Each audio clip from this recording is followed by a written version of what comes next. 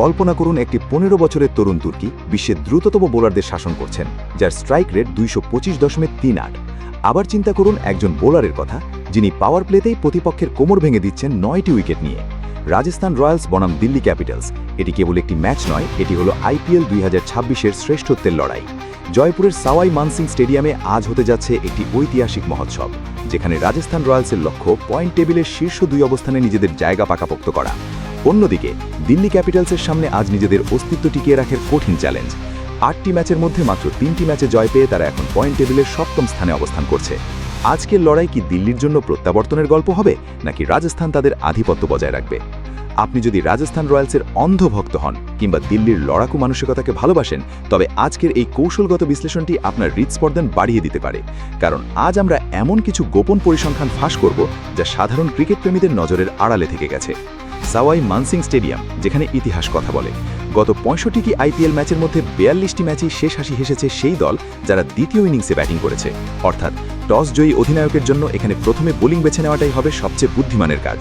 এই মৌসুমে এখানে একটিমাত্র ম্যাচ অনুষ্ঠিত হয়েছে, যেখানে ২২৯ রানের পাহাড়সম লক্ষ্য তাড়া করে অনায়াসে জয় তুলে নিয়েছে ব্যাটিং করা দল। বর্তমান ফর্মের কথা বললে রিয়ান পরাগের নেতৃত্বে রাজস্থান রয়্যালস অত্যন্ত আত্মবিশ্বাসী। তাদের শেষ 5টি ম্যাচের মধ্যে তারা 2টিতে জয় পেয়েছে এবং শেষ ম্যাচে একটি নাট্যকীয় রান তাড়া করে তারা নিজেদের সামর্থ্যের প্রমাণ দিয়েছে। অপরদিকে KL রাহুলের দিল্লি ক্যাপিটালস সিজনটা দারুণভাবে শুরু করলেও মাঝপথে খেই হারিয়ে ফেলেছে। শেষ 5টি ম্যাচের মধ্যে 4টিতেই তারা হারের মুখ দেখেছে। বিশেষ করে জয়ের খুব কাছ থেকে পয়েন্ট হারিয়ে তারা এখন বেশ কঠিন অবস্থানে রয়েছে। আজকের ম্যাচের ভাগ্য নির্ধারণ করে দিতে পারে 3টি বিশেষ দ্বৈরথ।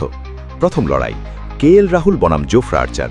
KL রাহুল এই মৌসুমে পাঞ্জাব কিংসের বিপক্ষে ১৫২ রানের একটি অপরাজিত মহাকাব্য ইনিংস খেলে রেকর্ড বই ওলটপালট করে দিয়েছেন। কিন্তু মুদ্রার উল্টোপিঠ হল 4টি ইনিংসে তিনি পাওয়ার প্লের মধ্যেই সাজঘরে ফিরে যান, আর সেখানেই ঘাতক হয়ে উঠতে পারেন জোফরা আর্চার। আর্চার এই মৌসুমে পাওয়ার প্লেতে 9টি উইকেট শিকার করেছেন। তার গতি আর আর্লি মুভমেন্ট রাহুলের টেকনিককে বড় চ্যালেঞ্জে মুভবে। দ্বিতীয় লড়াই, বৈভব সূর্যবংশী বনাম মিচেল স্টার্ক। 15 বছরের তরুণ বৈভব এই সিজনে পাওয়ার প্লের রাজা। তিনি ইতিমধ্যে 319 রান সংগ্রহ করেছেন অবিশ্বাস্য স্ট্রাইক রেটে। তার সামনে আজ অভিজ্ঞতার পাহাড় মিচেল স্টার্ক। স্টার্ক তার সুইং এবং গতির বৈচিত্র্য দিয়ে এই তরুণ বাঁহাতিকে ফাঁদে ফেলার চেষ্টা করবেন। এটি হবে আধুনিক ক্রিকেটের তারুণ্য বনাম অভিজ্ঞতার একটি অনন্য লড়াই। তৃতীয় লড়াই, ট্রিস্টান স্টাবস বনাম যশরাজ পুঞ্জা।